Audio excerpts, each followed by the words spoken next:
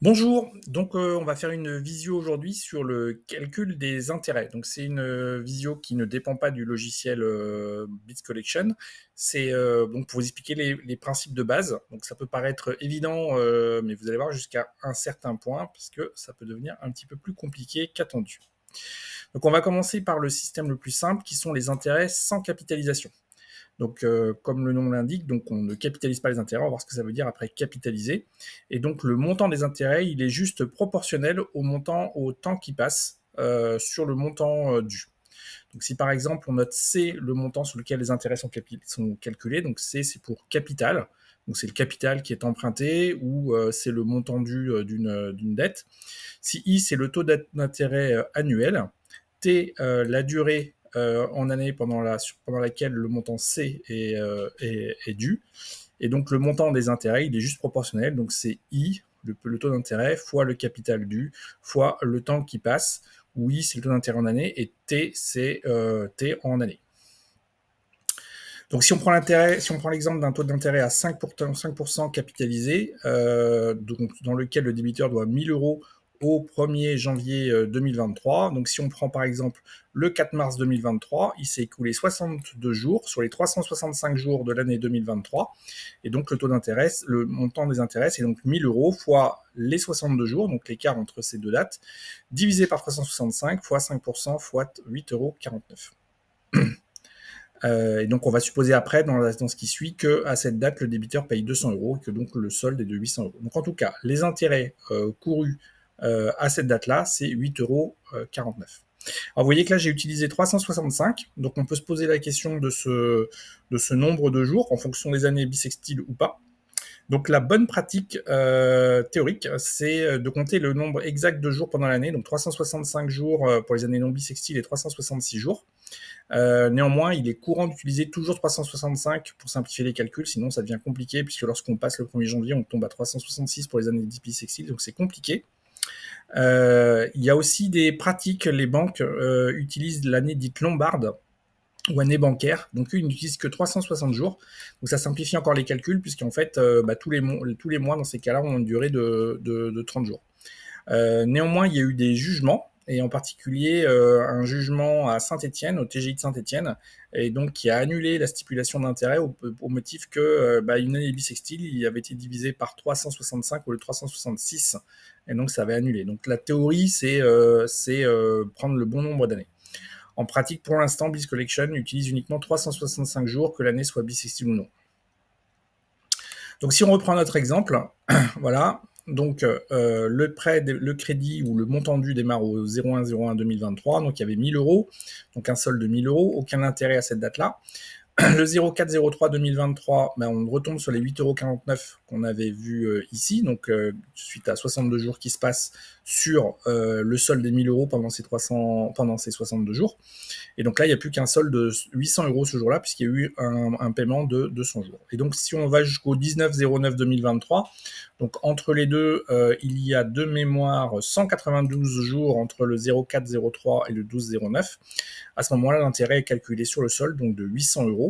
Et l'intérêt couru, c'est 8,49 € plus les 162 jours divisés par 365 sur 5% de 800 euros.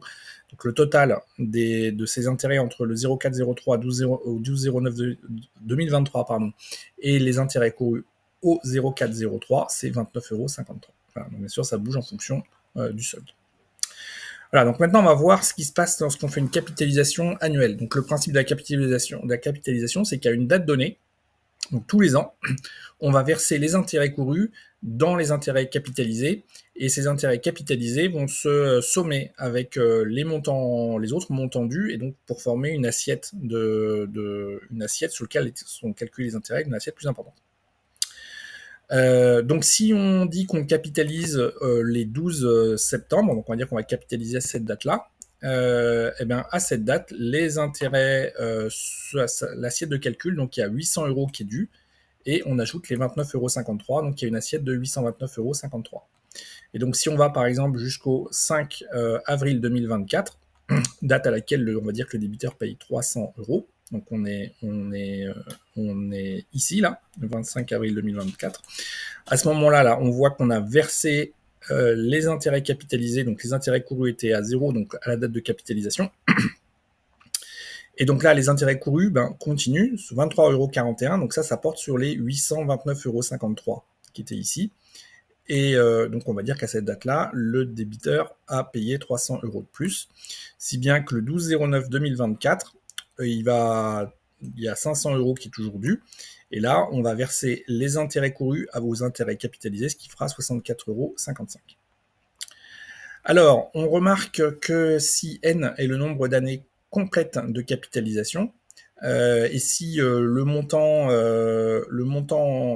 total dû à une année n, s'il n'y a eu rien de payé entre les deux, c'est le montant dû à l'année n, c'est le montant emprunté au départ, ou le montant dû au départ, fois 1 plus le taux d'intérêt annuel à la puissance n, parce que chaque année, on va recommencer, on va verser les montants, les intérêts courus aux intérêts capitalisés. Et donc, dans l'autre sens, si le capital emprunté il est remboursé en une seule fois, le montant qui va être versé à cette date-là, c'est M qui est égal au capital fois 1 plus I puissance N, ou ce qui revient de même. Ce qui revient au même, ça veut dire qu'on peut calculer le capital à partir du montant versé à l'année N. Donc C est égal à M sur 1 plus I puissance N. Donc ça, c'est les formules de base de ce qu'on appelle la capitalisation. C'est pour savoir combien vaut des montants futurs aujourd'hui, puisque forcément, moi, entre toucher 10 € dans un an ou toucher 10 € dans 10 ans, je préfère toucher 10 € dans un an, puisqu'en fait, entre les deux, les 10 € que j'aurais touchés dans un an, j'aurais pu les replacer sur les 9 années qui suivent, et donc ils m'auraient rapporté des intérêts. Donc il vaut mieux toucher, un même montant doit être touché le plus vite possible. Et donc ça permet de calculer la valeur de montant futur, donc c'est ce qu'on appelle l'actualisation. Et donc ça veut dire aussi qu'il est équivalent de posséder immédiatement un capital C, ou recevoir dans N années un montant M qui est plus important, et donc qui est actualisé au taux d'intérêt annuel de I. Alors, dans la capitalisation mensuelle, c'est exactement le même mécanisme que la capitalisation annuelle, sauf qu'au lieu de verser ici les intérêts courus dans les intérêts capitalisés tous les ans, on va les verser de façon mensuelle. Alors la pratique des banques en général, c'est de donner un taux d'intérêt annuel et de le diviser par 12 pour utiliser ce taux mensuel. Alors, on remarquera que mathématiquement parlant, c'est pas tout à fait juste, parce que si on voulait justement tenir compte de la capitalisation, c'est 1 plus I mensuel, donc le taux d'intérêt mensuel puissance 12, qui serait égal à 1 plus I annuel.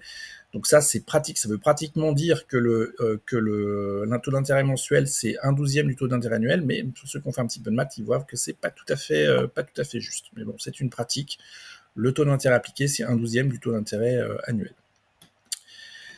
Alors, si on prend un cas particulier où tous les mois, le débiteur ou le client de la banque verse le même montant, donc la même mensualité, on peut voir que le capital initialement dû, c'est la somme de tout ce qui est versé dans le futur. Donc on reprend cette notion d'actualisation ici. Donc c'est la somme sur l'ensemble des mois, des mensualités sur 1 plus le taux d'intérêt mensuel à la puissance K, où T c'est le nombre de mois. Donc cette formule-là, je vous passe la démonstration, mais c'est une suite géométrique en mathématiques. Et donc ça vous permet de calculer M en fonction de C avec cette jolie formule qui vous donne les mensualités en fonction du capital emprunté ou du montant dû, du taux d'intérêt mensuel et de T, le nombre de mois sur lesquels votre emprunt dure. C'est le calcul des mensualités, donc qui vient de ce calcul directement. Alors, donc on a vu qu'il y avait on pouvait avoir des taux d'intérêt sans capitalisation, des capitalisations annuelles, des capitalisations mensuelles. Pour votre info, il existe même des capitalisations quotidiennes sur certains produits financiers, mais c'est très peu usité.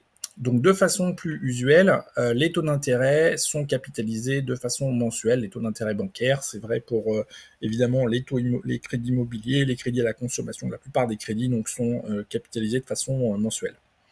Il existe des crédits capitalisés de façon annuelle, mais c'est particulièrement vrai pour le taux d'intérêt légal en France, et donc les multiples du taux légal en général, c'est la même façon.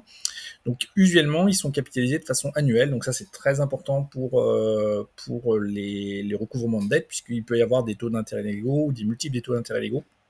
Donc la pratique, c'est de les capitaliser de façon annuelle, même si le Code civil ne spécifie rien explicitement, ne spécifie rien. Enfin, il y a les intérêts de retard, donc à partir du moment où les montants sont dus, qu'il peut y avoir des chances du terme ou autre, et ces intérêts de retard ne sont pas capitalisés en règle générale. Donc j'ai profité de ce tuto pour prolonger sur la définition des taux de rendement interne, donc il y a une liaison forte avec les taux d'intérêt. Donc on va imaginer qu'une entreprise travaille cette fois-ci sur un business plan et dans lequel il est d'abord nécessaire d'investir un montant capital, donc C, et puis après chaque mois le projet rapporte un cash flow, donc M de K où K est le mois en question. Donc on a vu tout à l'heure les notions d'actualisation. Et donc, si on actualise les cash flows à un taux I, alors la valeur actualisée du projet, bah, c'est en fait l'investissement de départ plus la somme des cash flows actualisés. Donc, c'est la valeur de ce que rapporte le projet dans le futur, ramené au présent au taux d'actualisation I. Donc, dans ces conditions, un projet il est démarré que si la valeur VA est positive, donc la valeur d'actualisation est positive et suffisamment élevée. Alors, le taux d'actualisation qui peut être utilisé là, bah, en fait, on met un petit peu ce qu'on veut, mais en pratique, c'est la somme de trois taux. Donc, le taux à laquelle l'entreprise emprunte, donc ça, c'est vraiment le minimum, puisque ce capital, soit on peut le mettre directement, soit on peut emprunter. Dans ces cas-là, il n'y a pas la valeur, le C est égal à zéro. Par contre, ici, il y a des mensualités qui apparaissent à un taux d'intérêt particulier. Donc, ce taux I là, c'est la somme du taux d'emprunt de l'entreprise plus un taux qui représente le risque du projet plus un taux qui correspond au rendement minimal attendu pour un projet sans risque. Donc, on peut prendre un petit peu ce qu'on veut pour le risque et ici un petit peu ce qu'on veut pour le rendement minimal, mais le plus bas, c'est le taux d'emprunt de l'entreprise. Donc ça nous donne la valeur actualisée d'un projet. Et donc, le taux de rendement interne, eh ben, en fait, c'est le taux d'actualisation qui annule la valeur actualisée. Donc c'est le taux en fait ici.